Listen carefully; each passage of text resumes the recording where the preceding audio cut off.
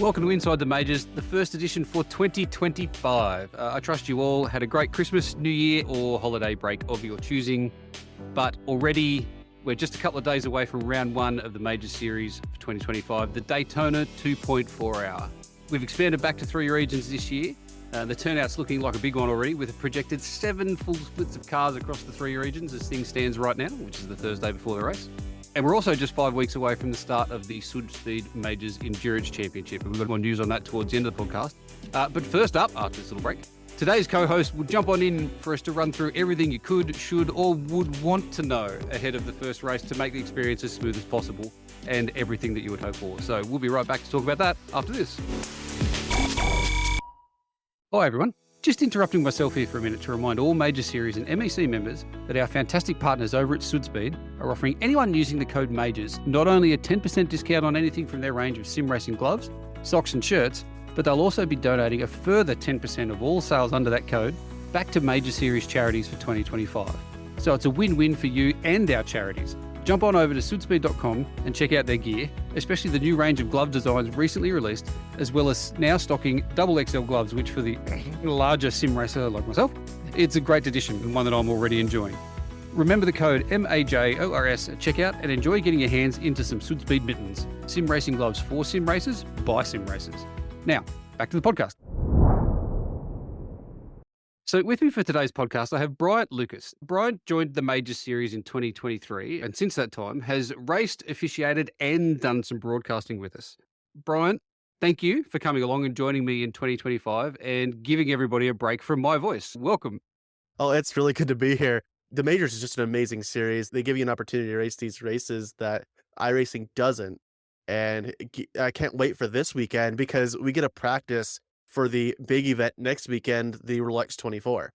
Yeah, it's one of the cool things about this round this year that it is tied in with one of the big iRacing events for the year. So, yeah, I think that that's had a large impact on the turnout for it. But before we get into the ins and outs of round one, tell us a little bit about your driving experience with the Major Series since you joined a couple of years ago. When I first joined the Majors, I had only raced one race. I raced Nürburgring for the 24 hours. My teammate abandoned me. It was only me and one other teammate, and for that race, I gained a permanent injury on my wrist. My wrist was bigger than my hand. Ever since that point, I can only race for so long. But when we did the Majors, fresh new team off of Xbox racers, we were racing on Xbox, and I brought all these guys over to iRacing. I'm like, we have to race the Majors. We raced the Majors 24 for the first time in 2023. All of us brand new. We finished like 46th in split 10, which was the last split that year for 2023. So we raced it, we had a ball, and we were happy with it. Not a ton of experience on the sim, as in years of experience, but worked with a lot of leagues, done a lot of officiating, lots of broadcasting.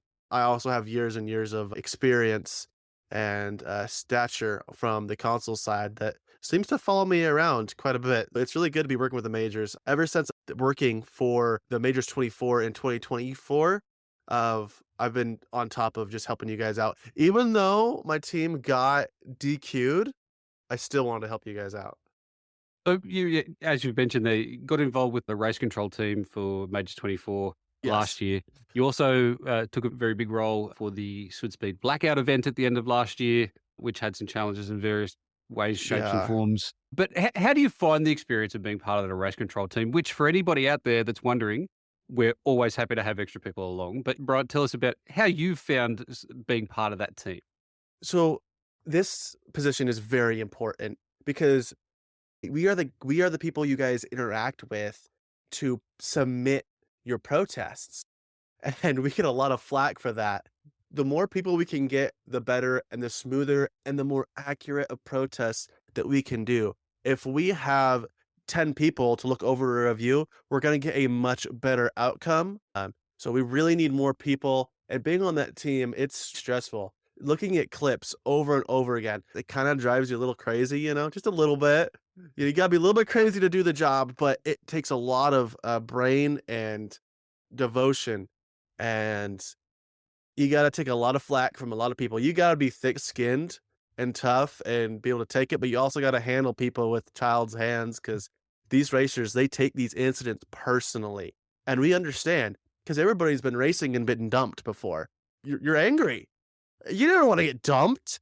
We're dealing with road rage. But then you have the other side that makes it all worth it. You have the people go through and they're like, we're not happy with the decision you made, but we want to say thank you for all the hard work you're doing. And those are the people we do it for. By helping out with the majors, you also get a race for free for the paid races. They give you credit so your team can race or you can race for the event or a different event. Or you can get a majors coin. I just got dude, have you seen the moon coin that came from the blackout race? It is the coolest coin. It is beautiful. So come on by. Let's do some race control together and, get yourself a coin, get yourself some free entries. And we honestly have a great time back there. We joke around, have a great time, have jokes, and so it really is fun. We kind of became a family during the blackout race at the end there. We hung out for hours after the race. It's really, you were just dudes hanging out, having a good time with all the same interest of making a series succeed. And so now that the paid advert is completed, no, there's definitely no payment going on there. But I think hearing Bryant's passion around having been involved in the race control does show. There's a lot of stress. There's a lot of flack, as you said, gets thrown at the race control people, but they are volunteers, and we make the experience fun for them as well from the series side. Yeah, there's some benefits like I said, in terms of credits and coins, but we also make sure that everybody has a good time in the background. So if it's something piquing your interest, something you think you might want to do, be that in the series, the major series, or the endurance championship, reach out in the Discord, and one of the competition committee will hook you up with how to do that. So yeah, you'll be involved in the race controlling this weekend as well. Bryant, good luck with that for everybody. Please don't penalise me too hard when I do something wrong, because I think you're doing one of my races. You're doing 2 races, aren't you? This weekend, I thought I'd go a bit crazy, but Yeah, I'm race control for both of yours, so we'll make sure we get you towards the back in at least one of them. I better treat nicely for the rest of this podcast. So yeah, just before we kick off into this weekend's race, a quick rundown of the schedule in case anybody hasn't looked at it several times over. Daytona 2.4 in the IMSA classes this weekend, round 1 at Daytona. We've got round 2, the Daytona 500, but in the old spec 1987 NASCARs. Round 3 will be GT3s at 3 different circuits, depending on which region you're running. Road America for the Americas, Spa for Europe, and Mount Panorama Bathurst for the International. Then we're back on the oval for the Charlotte 600 and the Gen 4 NASCAR. Then we've got the Indy 500, the Le Mans 2.4, again in the 3 IMSA/Le Mans classes. The Majors 24 on the schedule that you would have seen is currently listed for June 8th. I'll just quickly flag that date may and probably will move due to a clash with another major event that has now been scheduled for that same day. We scheduled ours first, but it's such a clustered time of year that clashes are sort of inevitable. But anyway, so yes, that may move. So watch this space, take that one with a little asterisk. The rest of the season, quickly running down, we've got the old school IndyCar at 3 different places, depending on which series you're in. We've then got 3 different cars at the same circuit at New Smyrna, some different stock cars. Petit Le Mans, again in the IMSA classes in September. We've got some NASCAR Next Gen at various ovals or at Watkins Glen on the road course if you're doing international. And then finishing off with the brand new Gen 3 supercars at Mount Panorama for the Bathurst 500. Strap yourselves in for that one, everybody, because 500 Ks around there on your own, that's going to be a long one. We might have to see whether we can get Mike to schedule us all a pee break in the middle. And then finishing off with Super Formula at Suzuka. Okay, so that was a quick rundown of the schedule. That's available on the website if you need it, or on the Majors Discord. For this weekend, hopefully everybody that's getting involved has already signed up. However, what we're going to do is we're going to run through anything you could possibly want or need to know around how do you make participation in the major series happen. Credit where credit is due. This is essentially me reading off something that somebody else in the Majors community, Brian Scrivener, did. If you go into the general channel in the Majors Discord and look at the pinned messages, there is a how-to guide or a checklist of things for not just newbies, but people to just run through to make sure, have I ticked all the boxes, dotted all the I's, crossed all the T's that I need to do ahead of the season and the first race week. So with that in mind, that you can read this, I'm also going to run through it so that people can hear what it is. So if you're new to Majors, I'm assuming with the fact that you're listening to this podcast that you have already signed up to the Majors website. However, if you haven't, you need to create a profile on the Majors website.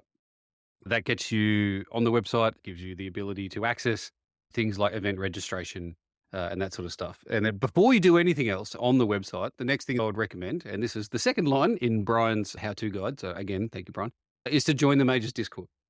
There's a lot of information on the website, rules, results, team lists, those sorts of things, the calendars. But in terms of up to the minute information and places to get questions to your answers, the Discord is where we do it all. So it's definitely worth getting in there and joining that before you do anything too much. Once you've done those two things and you got up to speed, read a few things, the next thing to do is to decide how you want to race this year. If you want to just do a few races here and there, there's some free races available. You can just jump on in, register for those, and you're away. If you want to do the full season and compete for championship points, be eligible for the coins and other prizes and reserve a number, be part of a team that is going for the team's championship, then you'll need to purchase a series pass or a season pass for one or more of the regions. There's a few people that are doing more than one region. Pick which region that's the best time zone for you, purchase that season pass, and then all of those benefits that come along with the season pass will be available to you. If you have done that, the next thing to do is go reserve your number that you want to race with for the year, and then apply to the iRacing leagues that these events are going to be running. It's very important that people understand there is both the Majors Series League or the existing Majors League, and then each of the regions also have their own league within iRacing. So the first league to join is the overarching or the overall Majors Series League, which is league number 1348 in iRacing. If you just search Majors, it will show up in the list. That's where all of the practice pre-qualifying sessions for each of the events will be hosted. And then join whichever region league it is that you have chosen to compete in. So they're either 12018, 12019, or 12020, depending on which region that you have joined. That's where the races will be held. So they're the two things you need to join within iRacing. And then lastly, if you haven't already at any of those other stages or any of those points, then read through the Majors Series rules, which is majorseries.com/rules, and just get up to speed how race weekends are going to work, how things like protests or point scoring or whatever it is, have a read through that. And then obviously, if you've still got any more questions, having read through that, Discord is the place to go to get some questions answered. I just want to emphasize one thing there. Read the rules. Please read the rules. As a race controller, race admin, whatever you want to call us, the volunteers, it helps us out a lot if you read the rules and understand what you can protest and what you can't protest for every single weekend. That comes in very handy, especially once you get into your typical race week. Some of the rounds will be a little different, but for this round, you need to register for the race in each region that you intend to run. Let's say for Garen, for example, he's racing in the international and the European region. And so he's going to have to register for those leagues. If you need to find the numbers, go to the Majors Discord and you'll be able to find those numbers that you are looking for. So register for the race in each region that you need to run. You should be able to also find information on the majorseries.com. Then you need to find and complete the required number of practice laps in official practice sessions. Just see the event page for required laps. It's important that people know you have the minimum number of practice laps for each event that the majors ask for everyone to do. It's normally the equivalent of about 45 minutes of running. It's not a huge ask. It's just enough that everyone has done at least a little bit of familiarization and isn't coming completely green into the race. It is important that everybody understands that those practice laps have to be done in the majors practice sessions. You can't just do them in a test session or in some other hosted session and then go, oh, I did my practice laps. And, you need to do them in the majors sessions so that it goes into the database, it gets registered. Your name your name will turn green in the pre-qualifying list that you've done the practice laps, you're eligible for the race, you're good to go.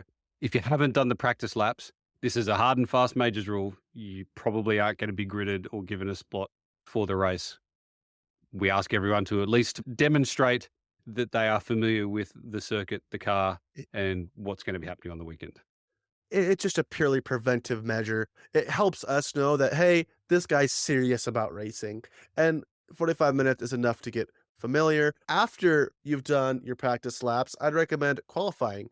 Complete required pre-qualifying attempts. Uh, can you buy addition? You can buy additional attempts for this one, right? Isn't it like Yeah. $3? Everybody has one included pre-qualifying attempt for every round. If you want another go, maybe you didn't perform as well as you would like, then you're 2/10 away from what's probably going to be top split. You can pay $3 and have a second run. If that doesn't go the way you want it, you can pay $3 and have a third run. That's as far as we allow things to go because we don't want this to become just pay to make top split. So yes, you're allowed to have 2 additional runs. Half of that money goes to series, half of that money goes to charity as well. So it's not Yeah. all just money for the series. If you think you can do a better job and you want to have another go, that option is open to you. One thing to keep in mind with those pre-qualifiers, they start at whatever the hour is, 01. Those will be every 6 hours in the main league. Make sure you join that main league 1348 because that's where your practice is happening. That's where your pre-Q sessions is happening. Once you're done with all that stuff, always, always, always read the event page thoroughly for round specific requirements because like what's insane, like the majors 24, you have like what it's almost like 2 weeks, it feels like, but it's like a week of complete prep where you have all this pre-Q and whole bunch of stuff. And stuff does change like it did last year. Like dates will go, okay, we're gonna move this date a little bit farther because people aren't getting it as fast as we want to.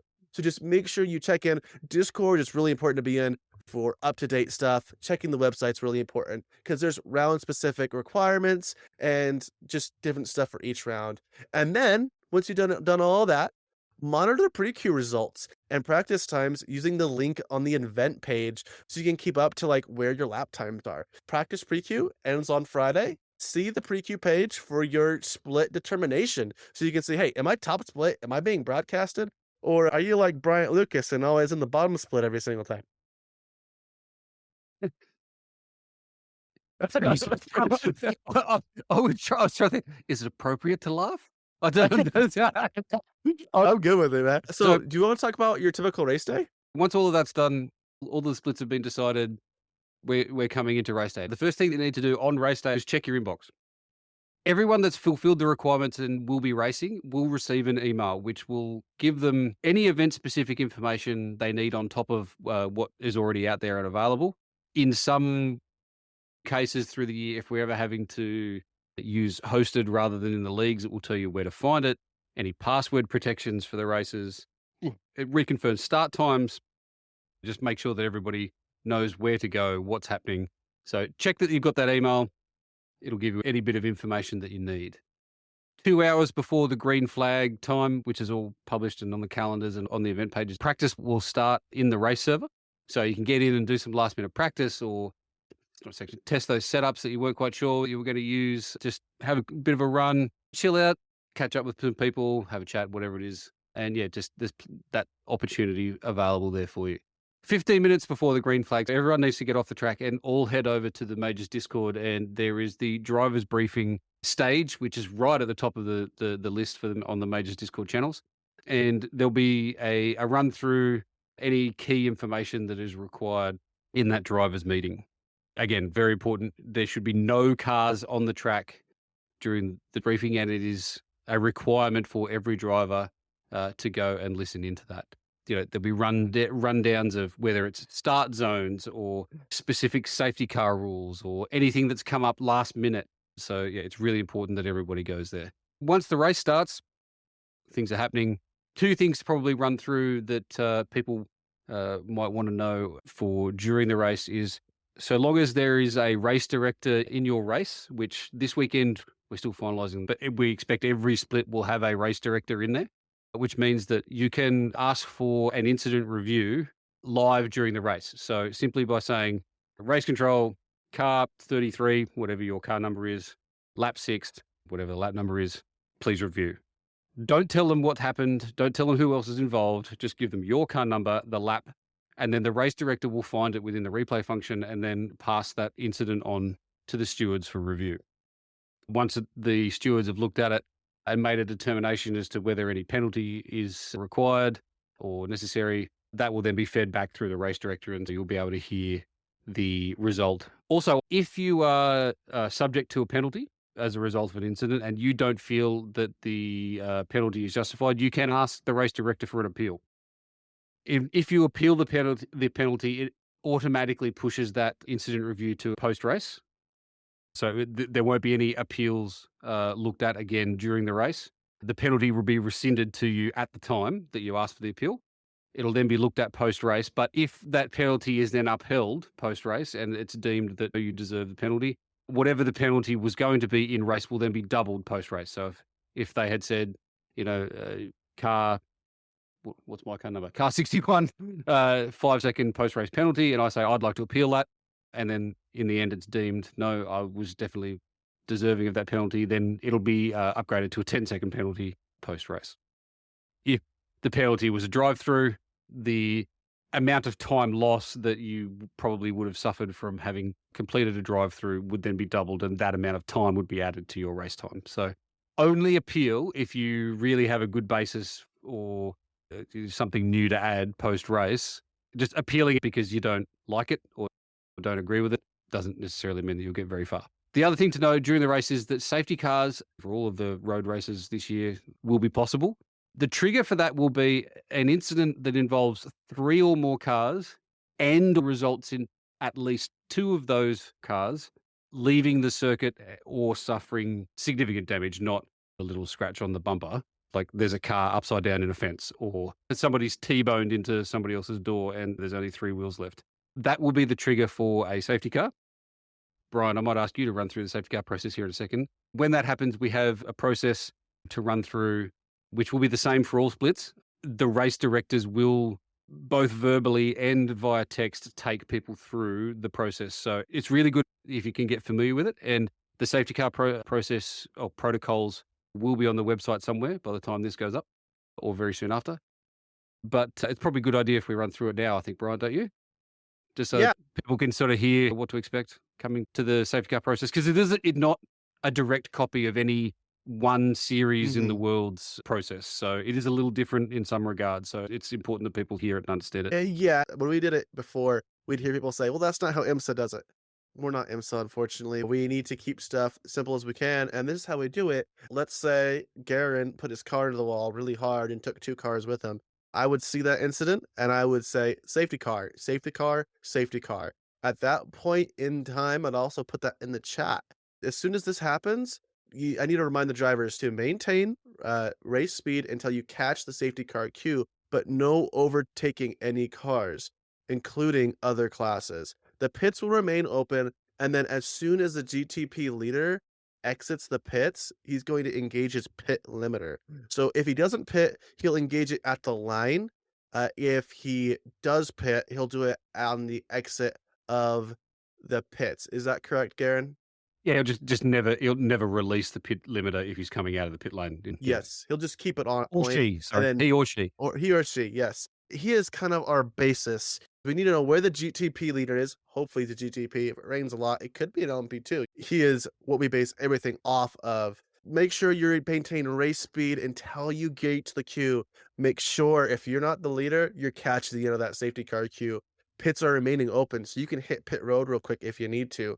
Once the line is basically formed, we can start the wave by process. And I will literally just say and text in there, wave by process about to commence. Please wait to be called.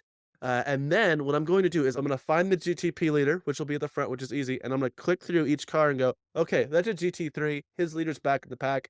I'm going to send him along. Okay, that's an LMP2. His leader is behind him. So I need to send him around so he can be behind his LMP2 leader. All right, and we'll send each class all the way back to their leaders and then stop. That way, all the leaders are ahead of all of the cars in their class.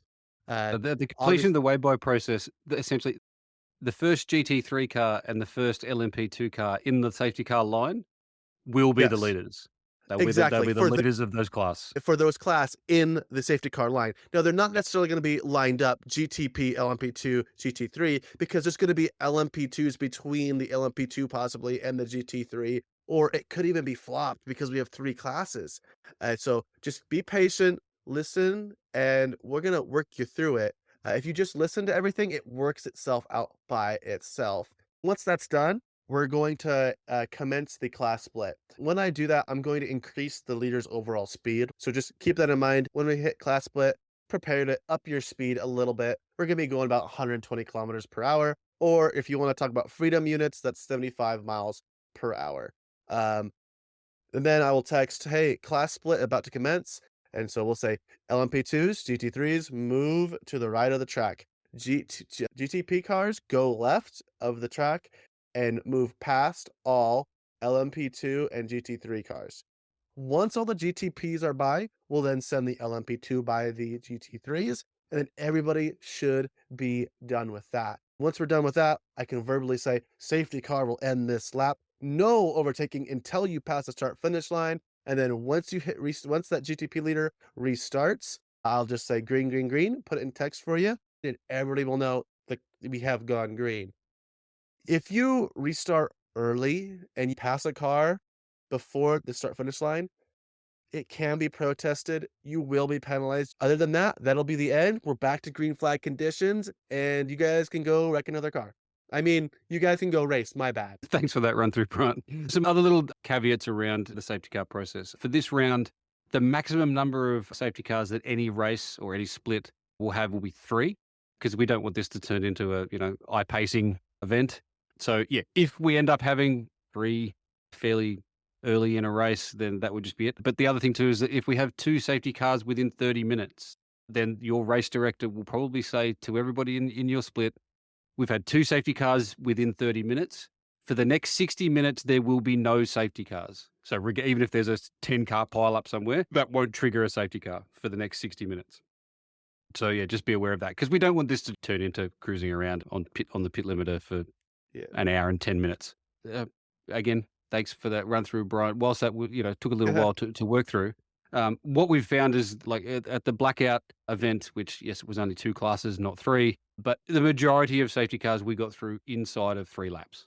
It doesn't take a huge amount of time. It might take somewhere between 5 and 8 minutes to get through the whole process, depending on when it occurs and how the leaders are. If there's a safety car in the first 3 or 4 laps, then it'll probably be very quick. It'll be rack them up and get going again, because there won't be wave bys. There'll be very few cars to sort out with class splits and that sort of stuff. So sometimes that can be very fast.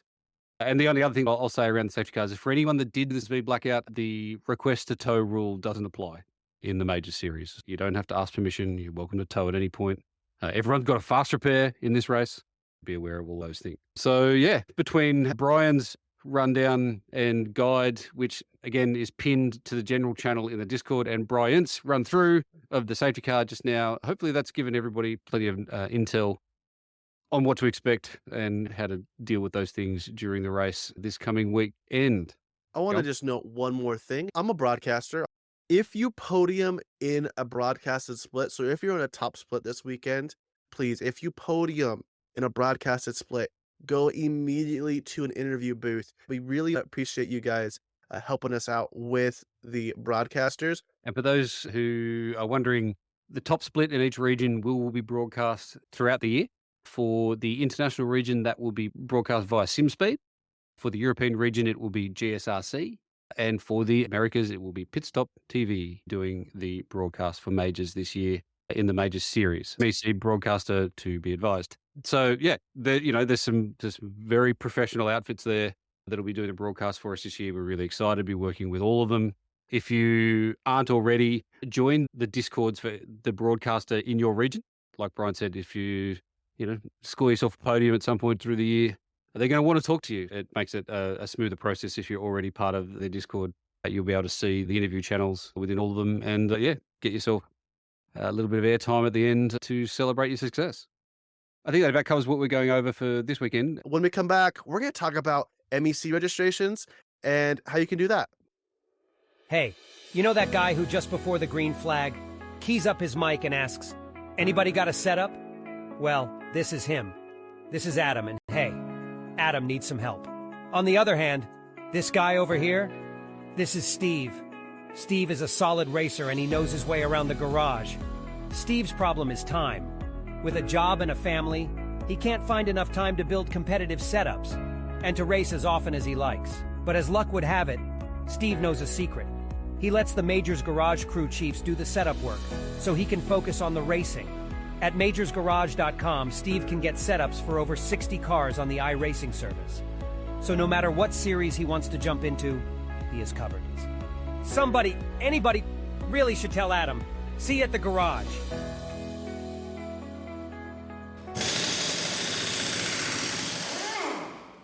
As we alluded to at both the very beginning and just before the break, MEC registrations for the Swoodspeed Majors Endurance Championship, or for the first round, are opening on Monday. All of the race information for the Silverstone 6 Hour is now on the event page and available for everyone to see. The registrations are going to be done on a race-by-race basis. There will be a team list generated on the series page, but there won't be a single register for the entire series option. We're going to be doing the registrations on a race-by-race basis. Obviously, the point series and championship standings will be an accumulation from one race to another. And all of that will be based on team IDs within iRacing. So it's important that teams continue to use the same iRacing ID, which will be part of the registration process for each race as well. Every driver that you choose to register for your team must have a Major Series profile. Again, that's free to set up. Once you've done that, the drivers will be available to choose. If the driver is not in our endurance database, which we have compiled, anyone that has taken part in the Majors 24 for the last 2 years, the Majors Series, the old MTech Series, which was affiliated with Majors Series, or the Swoodspeed Blackout, so long as there was enough laps from a driver that we've been able to make a determination on their driver ranking, they will be in the database and you'll be able to see when you choose them for your team what their driver ranking is. If you're looking to decide what your driver lineup should be, I also posted in the announcements channel a link to a tool which, if you put in the iRacing ID for a driver, it will tell you what their MEC rating will be based on historical performance within those races. It is possible that it may differ from a driver's rating or ranking in the Major Series. The Major Series involves formula cars, sports cars, oval racing, dirt racing, all sorts of stuff. So there's lots of different factors that go into those. Whereas for the MEC, we've only looked at performance within those endurance sports car races. It's not based on results, it's based on lap speed. If a driver hasn't done any of those races with us, or maybe they did some of those races but didn't do enough laps, if they only did 3 or 4 laps in a race, that's not enough for the database to register as valid results for comparison to everybody else, then they still may not have a ranking. The tool will tell you if that's the case. You are still able to register drivers to your team, even if they haven't been given an endurance rating. There'll be a process where very quickly after registrations come in, those ratings will be given to drivers. If we have to go back to using exclusively iRating for those ratings, we will do so. We'd have some thresholds and also some grey areas between the rankings where we might have a manual look at, at their past performance in sports cars to see whether they fall one side or the other of a particular line. So whether they might be a silver driver or a gold driver. But, there's some pretty obvious ratings where, somebody that's 7K sport car driver is going to be platinum. Somebody that's 300 is going to be bronze. We're deliberately not saying exactly what the thresholds are for the silver, gold, bronze splits, because we don't want people deliberately tanking iRatings to try and get a driver one side or another of what those thresholds are. We do have them, but there will be some manual reviews of stuff for people that are close to those thresholds as well. As the rules state, which are available from the series page, after 2 rounds, we will be reviewing everyone's ratings to make sure that we haven't got anyone seriously wrong, massively outlying. And that's not to say that even if somebody did come up in the system as potentially being slightly above or below what we had originally rated them, we may choose to leave them at that rating for the rest of the year. But if somebody's, come in and registered in the system as a bronze and they're, qualifying in the top 5 of top split and running at the front, then clearly that's wrong. We reserve the right to re-rank or re-rate people as required based on performance in the early part of the season. If there's any questions around any of that sort of stuff, feel free to ping the MEC channels in the Discord, ask any questions. I'm responsible for those driver ratings, so happy to take any and all of those questions. A couple of people have already reached out and asked for some preliminary decisions on people that hadn't had a rating in the database so that they could work on some teams. We're still 5 weeks away, so we've got plenty of time, but I'm happy to start doing those things as soon as people get registered basically on a daily or almost daily basis, looking at those registrations and getting those rankings and ratings up there. Wow, that was me rambling for a lot, but hopefully there's some people that are excited. As we've said a number of times, the survey after the Majors 24 last year pointed to the fact that there's a lot of people, a lot of teams that are keen to get into it and be part of this series. Really excited to finally open it up and get those registrations rolling in. Let's make this as big and as brilliant as we can. So I think that's about as much information as we need to give on the MEC today as well. And that'll do for this first episode of 2025. Bryant, thank you again for coming and joining us today and for offering to come and join us again in some future episodes this year. As I said at the very beginning, I'm sure that people are going to be very pleased to not listen to just my voice, especially after that little rant that I just gave about the MEC. So thank you. No, it was awesome. I'm excited to see you guys this weekend at Daytona or in 2 weeks at the real Daytona. Yeah, if anybody is heading off to the real world, Daytona 24, let other people know in the Majors Discord that you're going. You might get to meet up with a few of your on-track iRacing or Major Series rivals, friends, or somewhere in between. Let people know that you're going to be there. Maybe you can meet a few other race fans that also have an interest in sim racing that you know of. Good luck to everybody, and apologies to all of the GT3s that I accidentally dive bomb and all of the GTPs that I blocked going into the bus stop this weekend. But yeah, good luck to everybody. May all of your races end in success and coins. Have a great race week. Send through those questions about the Endurance Championship. Get your teams registered for that. We'll catch you again in a couple of weeks with a wrap-up of how the Daytona 2.4 went and what else is happening in the Major Series. Thanks for joining us on Inside the Major Series, and catch you next time. Bye.